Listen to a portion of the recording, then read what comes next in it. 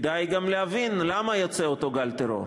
ולצערי לך, אדוני היושב-ראש, כחלק מחבריך, יש אחריות כבדה ביותר על הדם שנשפך היום ברחובות מדינת ישראל. מי הם חבריך? כי אתה ואנשים כמוך שמפיצים שקרים בידיעה מוחלטת על מה שמדינת ישראל עושה בהר-הבית, על כביכול רצונות לשנות את סטטוס קוו, אתם אחראים על הדם שנשפך גם של יהודים וגם של ערבים.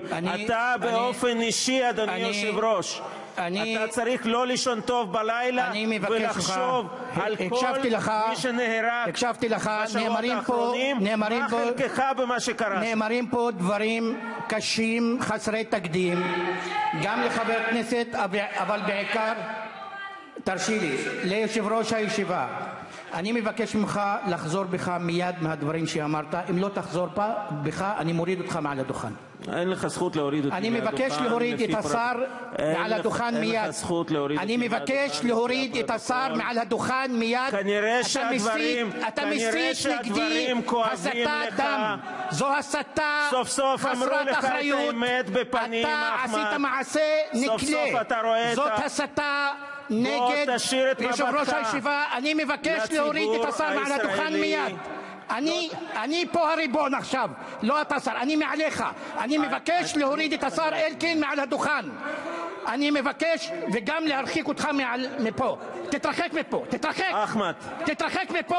תתרחק מפה מיד. אני מבקש להוריד את השר אלקין מעל הדוכן מיד. אחמד. אני מבקש להוריד את השר אלקין. הדברים שאמרת הם הסתה.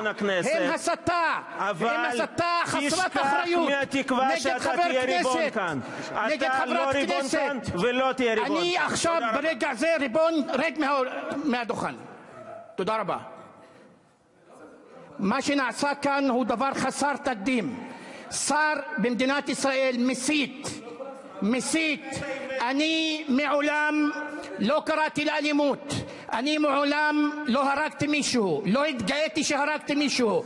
יש כאן באולם אנשים שמתגאים שהם פגעו באנשים. אני לפחות מביא חיים לעולם, כמו שעשיתי תמיד. אתם, חלקכם, מאדירים מוות. תתבייש לך על מה שאמרת כאן. יש דברים שהם חציית קו אדום. אתה חצית קו אדום. חצית קו אדום. אני מבקש ממך לעזוב את האולם.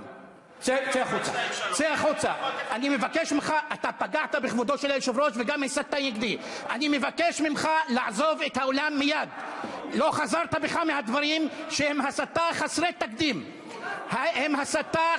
אני בימים האחרונים נתון להתקפות, להסתה, לקריאה להוצאה להורג, לשחיטה. אני מבקש מהשר לצאת מהאולם לשתות קפה בחוץ. אני מבקש ממך לשתות קפה בחוץ. גם אתה תצא החוצה. אתה לעולם אל תיגש לדוכן להגיד ליושב ראש מה לעשות. צא החוצה. אני קראתי לך פעמיים, זו פעם שלישית. צא החוצה. תצא לשתות קפה ותירגע, אדוני השר. תצא לשתות קפה ותירגע, אדוני השר. אני מבקש ממך לצאת לשתות קפה ולהרגע. אני מבקש, אם הוא לא יוצא, אני מבקש להוציא אותו בכוח.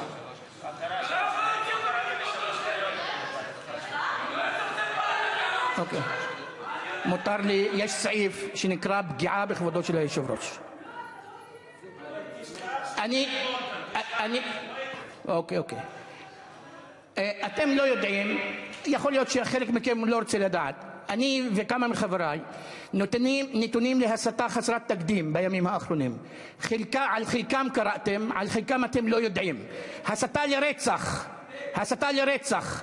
ומגיע לי כאן שר מעל הדוכן ומתרגם את זה ומחריף את ההסתה כדי שמישהו יתרגם את הדברים שלו. את התמונה שלי שמו במדי SS. אף אחד מכם לא גינה את זה. כי אני ח"כ ערבי. אף אחד מכם לא גינה את זה כי אני ח"כ ערבי. כאשר עשו את זה על ח"כים יהודים כולכם יצאתם.